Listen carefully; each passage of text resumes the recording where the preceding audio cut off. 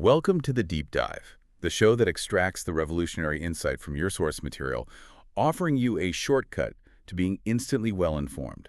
Today, we are taking an immersive plunge into the extraordinary life and work of Henri Matisse. And when you talk about 20th century visual art, the conversation, well, it almost always starts with two names, Pablo Picasso and, of course, Henri Matisse. Right. Matisse, in particular, is just one of the definitive figures. He's responsible for these revolutionary developments in painting, in sculpture, drawing. He effectively charted the course for the next half-century of visual aesthetic. Absolutely. And our mission today is to follow a man who, really against all odds and all expectations, just constantly reinvented himself. A few times over. We're tracing the path of a wealthy grain merchant's son who starts out as a law student of all things and then transforms from this meticulous traditional copyist. The ultimate conformist. Exactly, into a wild beast of color. And then, after surviving cancer and war, he finishes his career as a wheelchair-bound master, creating these monumental, joyous works with only scissors and paper. It's a journey of, what, 3 profound transformations? At least. And that half-century trajectory really underlines his defining identity. His core contribution, I think, remains his innovative, expressive use of color. Oh, without a doubt. He learned to wield it with the precision of a master surgeon. Yeah. And then there's his incredibly fluid, original draughtsmanship. Whether he was working in painting, printmaking, sculpture, or collage, he was always exploring that purest possible relationship between line and color. Okay, so let's unpack this. We have to start where, no great revolutionary ever should, in the dull precision of the French legal system. Henri-Émile Benoît Matisse was born in northern France, Le Cateau-Cambrésis, on the very last day of 1869. And the expectation from his father, who was a successful grain merchant, was, well, it was simple. Stability. Stability and convention. That meant a solid education and a proper, respectable career. And he followed that track, didn't he? I mean, quite diligently. He moves to Paris in 1887 to study law. He qualifies, and then he goes back north to work as a court administrator. You just have to pause and imagine that.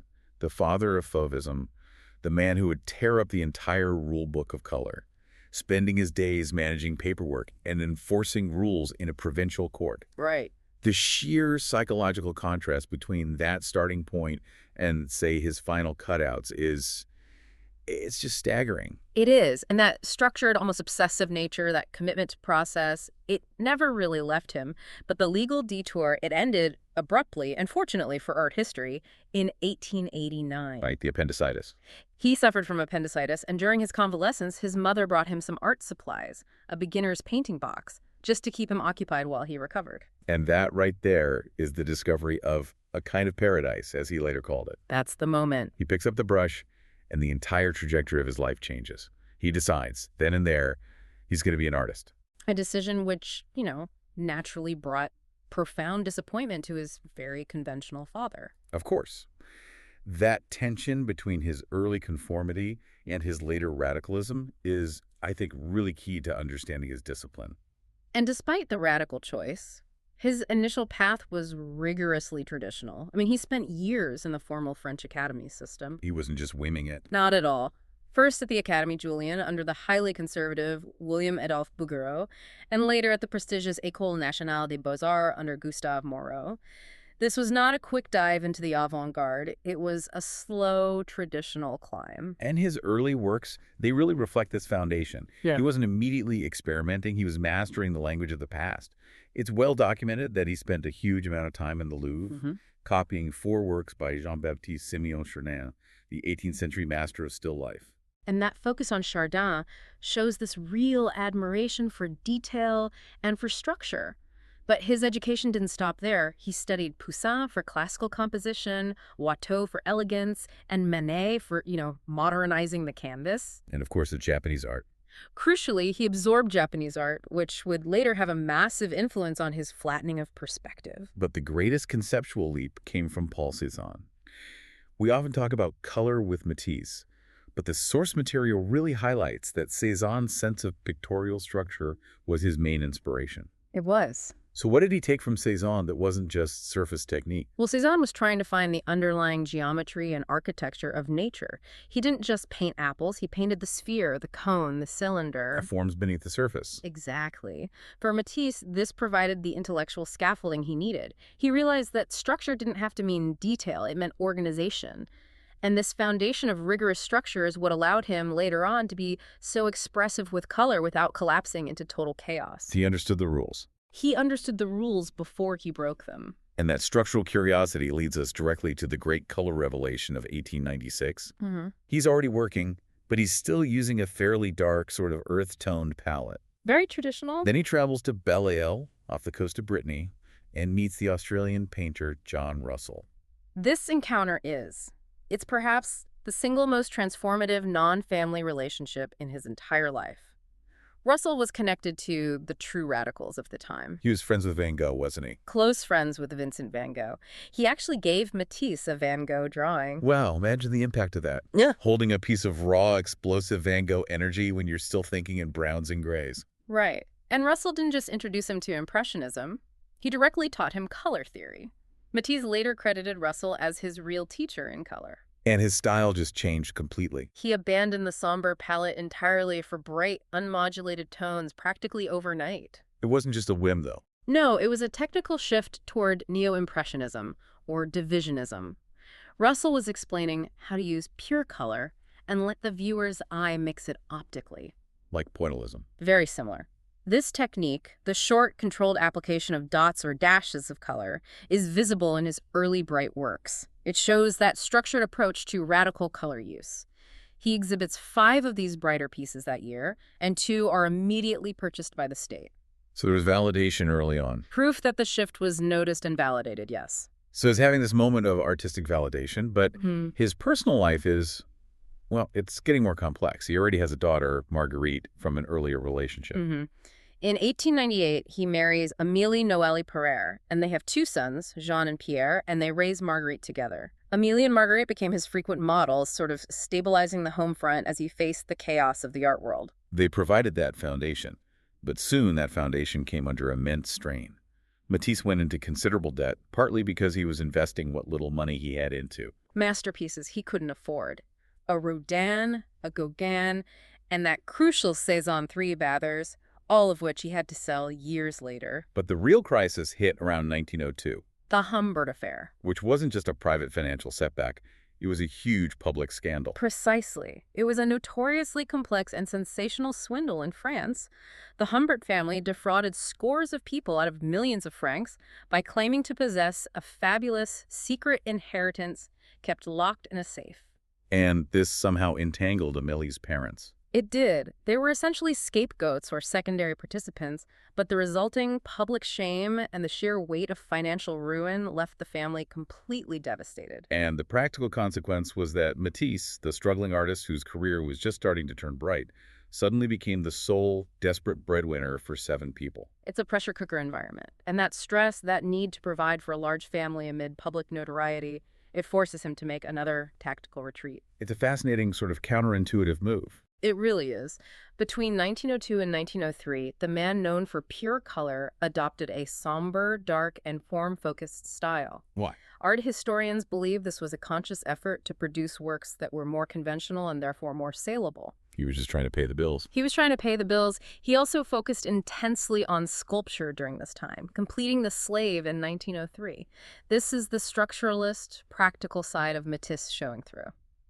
He adapts his aesthetic goals to immediate material necessity. You have to wonder how profoundly that threat of financial ruin and the need for saleability shapes the work of an artist whose signature contribution will be pure, radical color. Well, it taught him resilience and gave him a clear focus. When he finally returned to radical color, it wasn't out of some frivolous experimentation. No, it was an informed choice. A deliberate artistic stance. The brief return to earth tones just serves as a reminder that this revolutionary lived a very grounded, anxious life. And that grounded anxiety didn't hold the color back for long.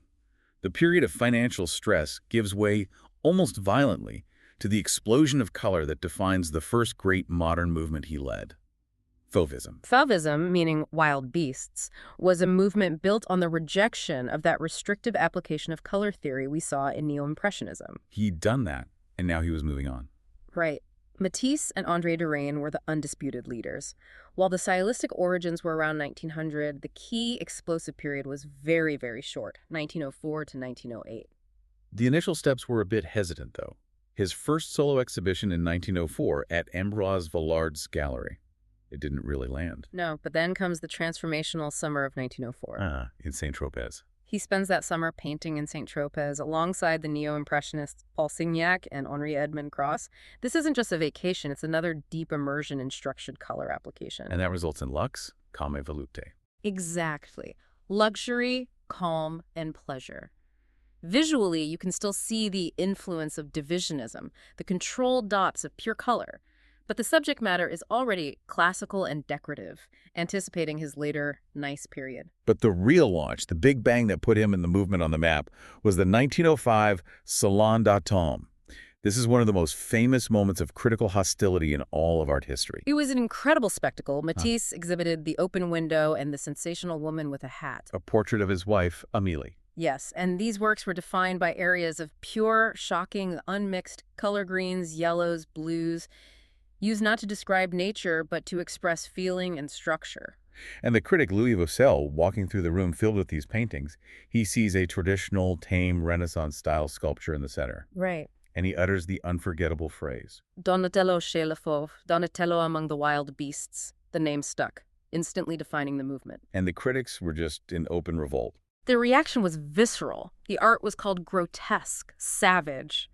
One famous critic declared, "A pot of paint has been flung in the face of the public." They just saw anarchy. Total anarchy. It's hard for us now, we're accustomed to abstraction, but to grasp how truly shocking it was for color to be completely liberated from the local color of the object It was a huge deal. But the critical shaming was immediately mitigated by some very powerful validation. The Steins, Gertrude and Leo Stein, the great American patrons in Paris, recognized the revolutionary quality immediately, and they bought Woman with a Hat. And that purchase was just crucial, wasn't it? Absolutely. To be denounced so publicly and then championed privately by such sophisticated collectors, it gave Matisse the morale and, perhaps more importantly, the financial runway he needed to continue the experiment. It signaled that this wasn't just madness, it was the next frontier. What's fascinating is that even at the height of all that controversy, there were people who recognized the underlying structure. The poet and critic Guillaume Apollinaire called Matisse's art eminently reasonable in 1907. He saw the logic beneath the wild colors. And that tension between wildness and reason persisted. Even after Fauvism formally dissipated as a movement, his works continued to cause an uproar abroad. Oh, yes. Take The Blue Nude from 1907. When it was exhibited at the 1913 Armory Show in Chicago, it was so reviled that it was symbolically burned in effigy by students. Burned in effigy, years after he painted it. He was still the international flashpoint for modern art. He was, and Fauvism as a collective movement declined quickly after about 3 major shows. But Matisse's personal trajectory certainly didn't slow. He entered a period from 1906 to 1917 where he developed an even more rigorous, maybe Cubist-influenced style, emphasizing flattened forms and decorative patterns. And this is where that contradiction between the radical art and the artist's lifestyle becomes so prominent. It really does. He was physically active in the vibrant, often chaotic Montparnasse scene, but he held himself apart. He maintained this fastidious, almost boringly conservative appearance, suit and tie, beard neatly trimmed, and kept strict bourgeois work habits. He was the antithesis of the bohemian stereotype. Completely, yet he was creating the most radical art in Paris. And that rigor was essential because his work was now being driven not just by formal experimentation, but by his absorption of global, non-Western influences. He started traveling widely, bringing the exotic back into his studio. The first major influence came from his trip to Algeria in 1906. This is where he began studying African art and primitivism, which deeply influenced the way he treated the human body, stripping it back to essential, powerful forms. You can see it so clearly in New Blue. Then, around 1910, the emphasis seems to shift to pattern and color geometry. That's right. He viewed a major exhibition of Islamic art in Munich, which was a revelation for him, and then he traveled to Spain for 2 months to study Moorish architecture and decoration. The Islamic influence is so critical, isn't it?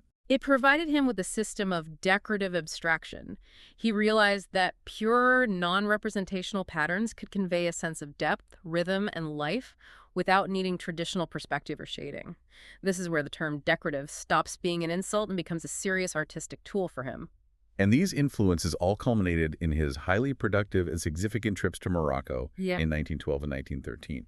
So what were the specific artistic shifts that came out of those Moroccan journeys? They led to a dramatic new boldness. He started applying intense, unmodulated color, meaning flat, pure swaths of paint. And critically, he incorporated black as a color. That's a huge shift. Before this, black was often used for outline or for shadow. For Matisse, black became an active, light-absorbing, balancing element in its own right. He treated it with the same respect as a vibrant red or a deep blue. You can see this boldness in masterpieces like L'Atelier Rouge from 1911, which is just a stunning example of monochrome color used to create structure. And Morocco also cemented some of his recurring themes. The odalisques, those reclining women set in Orientalist interiors, and the introduction of the goldfish in aquariums. Which became a kind of symbol for him. A symbol of a tranquil, self-contained world. It reappeared throughout his career. And this global expansion and artistic consolidation perfectly aligned with his relationship with one of the most forward-thinking collectors of the time. Sergei Shukin, the Russian textile magnate. He was arguably the most loyal and important early patron. And that relationship led to one of his most significant creations. The two-painting commission, La Danse, The Dance, and its companion piece, Music, both completed in 1910. These are just monumental works. They were designed for Shukin's grand Moscow staircase. La Danse depicts 5 nude figures dancing in a circle, and it's filled with this incredible sense of frantic, raw energy. Using only 3 colors. Just 3. The green of the earth, the blue of the sky, and the reddish-orange of the bodies. It's an ultimate simplification, a powerful expression of primitive joy. And Music, the companion piece, it provides the necessary counterpoint. It does. Instead of frenetic movement, you have 5 figures, completely static, almost meditative, playing instruments. The contrast between the sheer energy of the dance and the profound calm of music demonstrates his capacity for both the decorative and monumental. All financed by a Russian collector who trusted his radical vision completely. That trust and that support system were so vital, and it brings us to the 2 key elements of the Parisian art world during this period: the patronage networks and, of course, the inescapable rivalry with Pablo Picasso. The rivalry with Picasso, who was 11 years his junior, it's legendary. They were lifelong friends, often trading works and visiting each other's studios. But their competitive spirit drove so much of 20th century innovation. It really did. If we unpack their fundamental difference, what really stands out? I think the key is observation versus invention. Matisse remained fundamentally tethered to nature and observation. Even when he simplified a figure, he drew from a model. His art always started from a visible reality. Whereas Picasso, by contrast, worked primarily from imagination, from invention and intellectual conception. He took the visual world and radically reinterpreted it internally before he ever presented it. and that difference shaped their shared subject matter. Both of them painted women and still lifes incessantly. Right, but Matisse tended to integrate his figures and objects into these richly patterned, fully realized interiors where the wallpaper and the background are just as vital as the figure itself. And Picasso is more likely to just strip the figure bare or explode it across the canvas, making the figure itself the universe. Exactly. They both pushed the boundaries of abstraction through simplification. When Picasso developed Cubism, Matisse responded not by imitating it, but by doubling down on flatness and structure, creating works like The Red Studio. So they were always in dialogue. Always looking over their shoulders, challenging each other's breakthroughs. And the people who financed this rivalry were often the same core group of American patrons in Paris, specifically the Steins. Gertrude, Leo, Michael, and Michael's wife Sarah. They weren't just buyers, they were cultural gatekeepers. Gertrude Stein famously attributed the launch of her famous Saturday evening salons, which became the epicenter of modernism, to Matisse. That's right. She said people initially came just to see his paintings after the 1905 scandal, and eventually her living room became the hub where collectors, critics, and artists all mingled. Sarah Stein, in particular, was intensely focused on collecting Matisse. But the true bulk buyers, The financial stabilizers for both Matisse and Picasso were the Cohn sisters from Baltimore. Claribel and Etta Cohn. They were phenomenal, incredibly smart, somewhat eccentric, and absolutely committed to the avant-garde. And they acquired hundreds of works. Hundreds of works by Matisse and Picasso, often buying directly from the artists during their periods of intense need. That collection is now the bedrock of the Baltimore Museum of Art. Their early and sustained belief provided Matisse with immense financial and psychological stability. It's interesting that despite all his success and notoriety, Matisse was also dedicated to instruction. He created the Académie Matisse. Yes, between 1907 and 1911, his friends and patrons, including the Steins, actually financed and organized this private, non-commercial school. He was instructing young artists, reinforcing that for Matisse, radical expressive color was never divorced from disciplined draftsmanship. Freedom is only possible through mastery. A powerful statement about his philosophy, exactly. And of course, that continuing Russian connection with Shukin provided him the opportunity to work on a grand, monumental scale. Shukin's support meant Matisse could experiment with size and complexity in a way most contemporary artists simply couldn't. It wasn't just about selling a canvas. It was about creating environmental, decorative pieces that redefined space. That capacity to conceive of art as an environment is something that surrounds and envelops the viewer. It's a critical takeaway that really foreshadows his final great period. That monumental, structured period then gave way to a geographical and stylistic shift in 1917 when Matisse relocated to Cimiez, a suburb of Nice on the French Riviera. And this move marked a definite relaxation and softening in his work. It's important to contextualize this, though. After the immense trauma of World War I, there was a widespread European artistic impulse for a return to order. Artists across disciplines like Picasso and Stravinsky embraced neoclassicism, seeking stability and recognizability. And for Matisse, this translated into his popular Orientalist odalisque paintings, replete with sumptuous interiors, geometric patterning, soft light. They were immensely popular and commercially successful, but they did draw some criticism. Some critics dismiss them as just decorative. Indeed. They claim they lacked the intellectual rigor of his pre-war work, but that, I think, misses the point of his commitment to the decorative. How so? He was upholding the classical French tradition of figure painting, but using his unique understanding of pattern and space. The use of elaborate screens, patterned fabrics, and the intense heat of the Mediterranean sun allowed him to explore the structural use of light and rhythm in a way that defied simple realism. So they aren't just pretty. Not at all. They are meticulously structured studies in interior spatial relationships. Yet after 1930, we see another shift, a new vigor and a bolder simplification. He pulls away from the lush details of the odalisques towards starker, flatter forms. That new energy was largely driven by the massive commission he received from Albert C. Barnes for the Barnes Foundation in Pennsylvania. The mural, The Dance Too. Yes, completed in 1932. The sheer scale, 45 feet by 15 feet, forced him to simplify his forms drastically, using the flat, unmodulated areas of color that were necessary for such a huge architectural piece. And this need for precision, even in simplification, is evidenced by the documentation we have of his process. I'm thinking of the large reclining nude in 1935. The 22 progressive photographs he took, yes. He meticulously tracked every stage of the painting's evolution and sent them to his patron, Etta Cohn. That detailed documentation is just incredibly telling. It completely debunks the idea that his simplification was lazy or merely decorative. It shows an artist obsessed with the process of achieving the perfect, final, simplified form. Every line, every shape was rigorously interrogated and adjusted through 22 different iterations. And this period of intense creative output suddenly collided with immense personal and political upheaval leading into World War II. The personal drama alone is, well, it's a lot. It was high drama. In 1939, after 41 years of marriage, his wife, Amélie, divorced him. And this was fueled by her suspicion that he was involved with his young Russian emigre companion, Lydia Delektorskaya. Yes, and the fallout was shocking. Delektorskaya attempted suicide. She shot herself in the chest. Unbelievable. Miraculously, she survived without serious long-term injury and returned to Matisse's side. But she didn't just return as a companion. No, she became his true collaborator and indispensable assistant.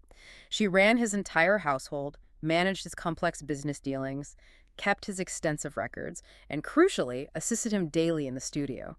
She provided the necessary structure for the aging master to continue his creative freedom. And then came the invasion of France by the Nazis in June 1940. Matisse was in Paris, but he returned to Nice in what became Vichy France. His son Pierre, who was running a successful gallery in New York, begged him to leave Europe. He wanted him to flee to Brazil, but Matisse was adamantly principled in his refusal to leave. His reasoning, which he expressed to Pierre in September 1940, frames his decision as patriotic and deeply personal. He said, "It seemed to me as if I would be deserting." If everyone who has any value leaves France, what remains of France? He chose to stay, even under occupation, aligning himself with the fate of his country. This decision cemented his status as a national figure, but it placed him in a morally ambiguous position regarding the occupied art world. The Nazis deemed his work degenerate art, yet he was allowed to exhibit. It was a complex political reality. While the Nazis were aggressively purging degenerate artists and art in Germany, they were comparatively more lenient in occupied Paris. A form of cultural appeasement. Exactly. So Matisse, along with other former Fauves and Cubists, could exhibit, but there was a moral price. All Jewish artists were purged, and non-Jewish French artists had to sign an oath confirming their Aryan status to exhibit publicly. And Matisse was among those who signed? He was, which allowed him to continue working while others suffered. But while Matisse maintained a somewhat isolated artistic life, dedicated to work, his family was plunging headfirst into the dangerous world of the resistance. Their involvement was profound and just harrowing. His son, Pierre, used his New York gallery to actively aid Jewish and anti-Nazi artists escaping occupied France. He organized that legendary Artists in Exile exhibition in 1942. He did. And back in France, his estranged wife, Amélie, worked as a typist for the French underground and paid a heavy price. She was jailed for 6 months. And then there's his daughter, Marguerite. Her story is just almost beyond belief. She was intensely involved in the resistance, arrested, and then tortured almost to death by the Gestapo in a Rennes prison. Her resilience is astonishing. She was sentenced to the horrors of the Ravensbrück concentration camp. But she escaped. In a moment of high cinematic drama, yes. While being transported on a train to Ravensbrück, the train was stopped during an Allied air raid.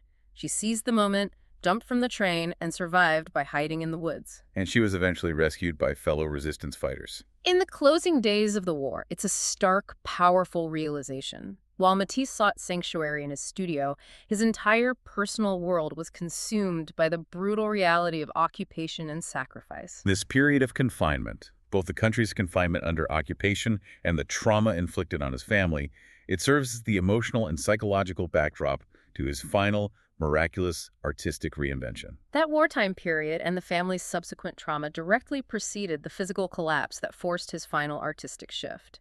In 1941, Matisse was diagnosed with duodenal cancer and underwent major surgery. He survived, but the complications left him permanently reliant on a wheelchair, often confined to his bed. Conventional painting and sculpture were now physically impossible. And this physical necessity led directly to the genesis of the cutouts, or découpage.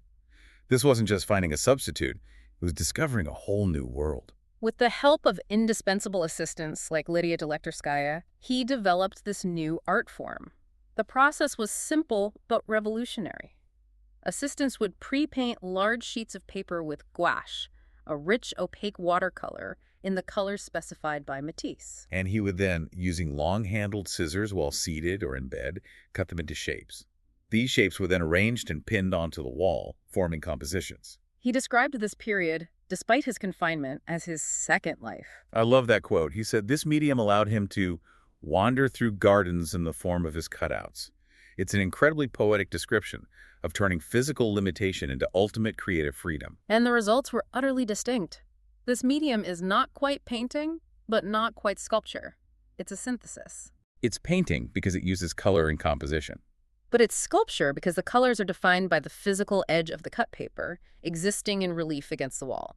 He was essentially drawing with scissors, allowing the negative space of the wall to become as vital a compositional element as the positive shapes he cut. It's true that the technique had some utilitarian origins much earlier. Oh, yes. The first recorded use was in 1919 when he used cut paper designs to plan the decor for Igor Stravinsky's opera, Le Chant des Rossignols. He also used them between 1937 and 1938 for preparatory work on sets and costumes for the Ballet Russes. So they were initially just planning tools, a means to an end. Exactly. But the necessity of his physical condition transformed the technique from utility into his primary mode of expression. The first major independent project was his famous artist's book, Jazz, published in 1947. Jazz consisted of 20 striking, vibrant plates designed using the cutout method.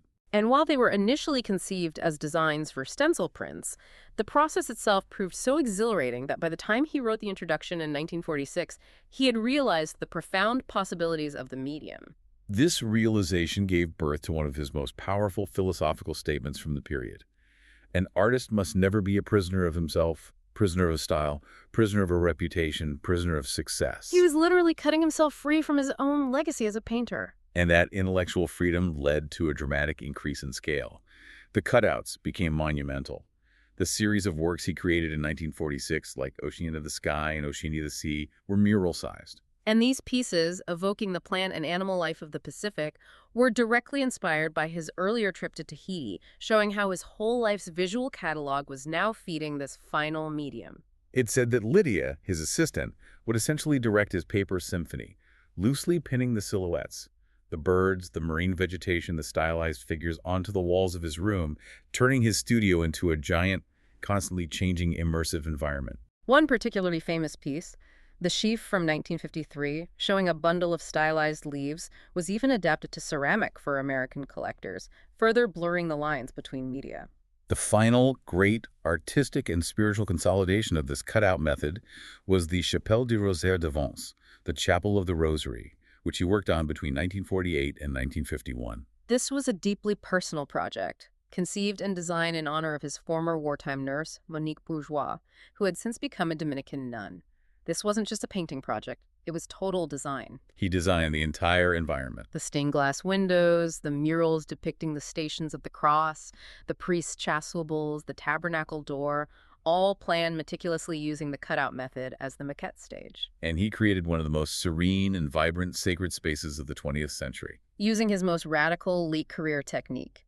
The windows, designed using simple, powerful shapes of blue, yellow, and green, just flood the interior with pure, joyful light, the ultimate synthesis of his lifelong obsession with color.